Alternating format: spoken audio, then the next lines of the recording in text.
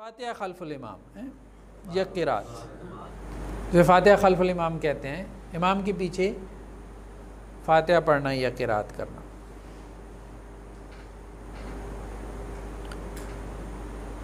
तो अनाफ के नज़दीक जो है वो फातिहा पढ़ना क्या है, वाजिब है। फातिहा पढ़ना क्या है, सूरह फातिहा पढ़ना वाजिब है, क़िरात करना फ़र्ज़ है। अच्छा, वो वाजिब और फ़र्ज़ का फ़र्क करते हैं, पता है ना? हाँ, वो कहते हैं वाजिब रह जाए तो सजदा साहब करेगा तो नमाज हो जाएगी, फ़र्ज़ रह जाए तो नमाज ज़ाया हो जाएगी, बातिल हो जाएगी। जमहूर के यहाँ ये फ़र्ज़ और वाजिब का फ़र्क नहीं, ठीक है। तो अनाफ के नज़दीक सूरह फातिहा वाजिब है, असल फ़र्ज़ क्या है, क़िरात, यानी जो उसके बाद जो कुरान मजीद जो है वो पढ़ा जाता है, क्योंकि कुरान में फ़क़रऊ मा तयस्सर मिनल कुरान, कि नमाज में क्या करो, जो कुरान तुम्हें आसान लगता है वो पढ़ लो।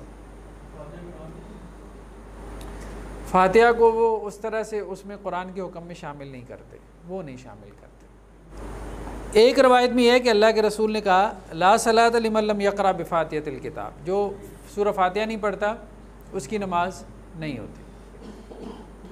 अब इस ला सलाता का वो माना क्या करते हैं, वो ये कहते हैं ये जो ला है ना, ये नफ़ी कमाल का है। नफ़ी कमाल का मतलब ये है कि कमाल दर्जे की उसकी नमाज नहीं होती, नमाज हो जाती है। वही बात, मतलब वाजिब रह गया ना, वाजिब रह गया तो नमाज हो गई लेकिन अच्छी नमाज नहीं हुई। तो वो हमारे एक आलिम दीन थे, कहते थे कि हमेशा क्या बेकमाली नमाज ही पढ़नी है वैसे ही उनको छेड़ते हुए गए। चलो ये तो मान लिया ना कि कमाल दर्जे की नहीं।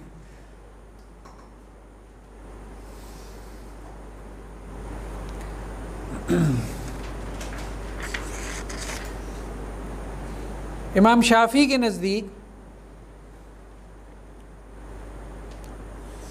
फातिहा जो है वो फ़र्ज़ है, जहरी और सिरी दोनों नमाज़ों में। यानी फातिहा खल्फुल इमाम की बात हम कर रहे हैं। इमाम शाफ़ी के नज़दीक जहरी और सिरी नमाज दोनों में क्या है, फ़र्ज़ है।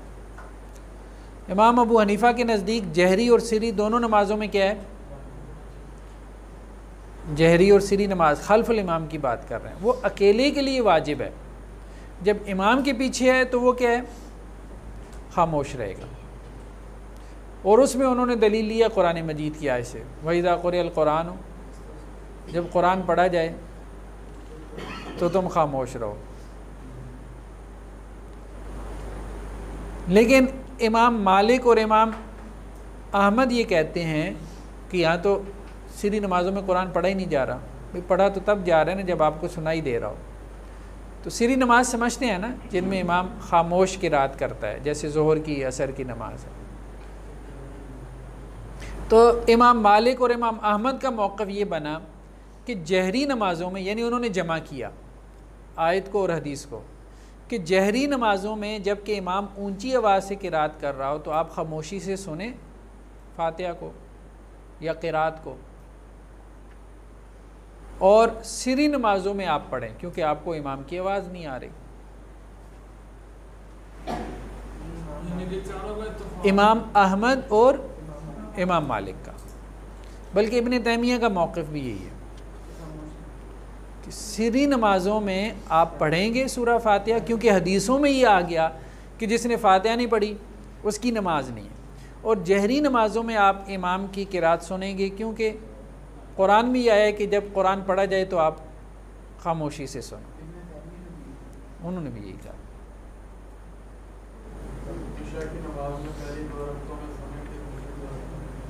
जी, इशा की नमाज, हाँ हाँ, पहली 2 रकतों में सुनेंगे और अगली 2 रकतों में पढ़ेंगे, या ज़ोहर में 4 रकतों में पढ़ेंगे, असर की 4 रकतों में पढ़ेंगे, लेकिन दिल में नहीं। वो तो ज़ुबान से अदायगी है ना। हाँ, सब के नज़दीक ज़ुबान से अदायगी। अगर इंडिविजुअली कोई नमाज़ पढ़ रहा है ना तो ज़ुबान से पढ़ने का मतलब ज़ुबान से पढ़ना।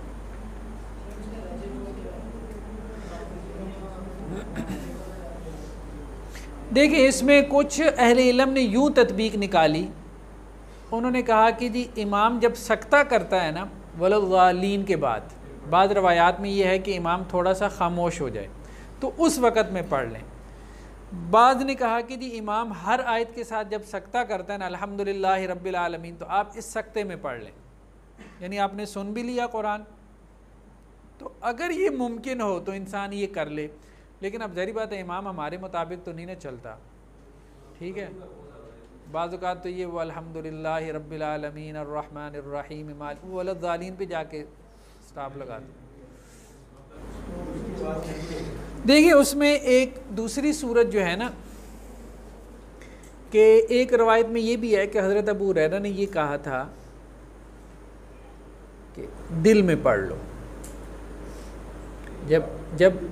जब आप इमाम के पीछे हो तो आप क्या करो, सूरह फातिहा जब वो जहरन पढ़ रहा है तो आप दिल में पढ़ लो। दिल में पढ़ने से मुराद ये है कि ज़ुबान से ना पढ़े। अच्छा, दिल में पढ़ने से मुराद ये है कि उसको दिल में दोहरा ले, यानी ज़ुबान ना हिलाए, हरकत ना दे।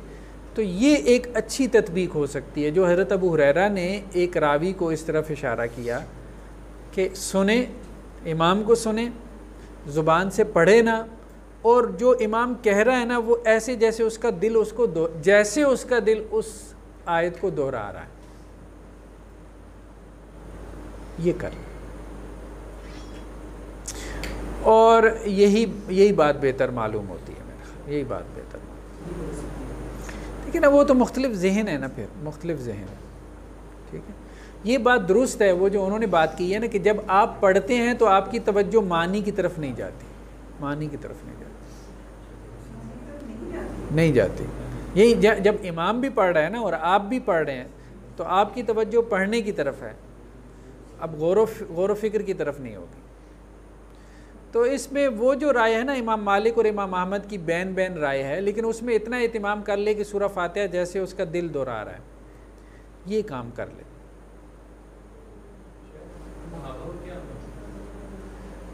मैं तो यही जो इमाम इब्न तैमिया की राय है, मुझे तो यही बेहतर लगती है। देखिए वो नहीं पढ़ते, वो गलत करते हैं, बस बात ख़त्म करें।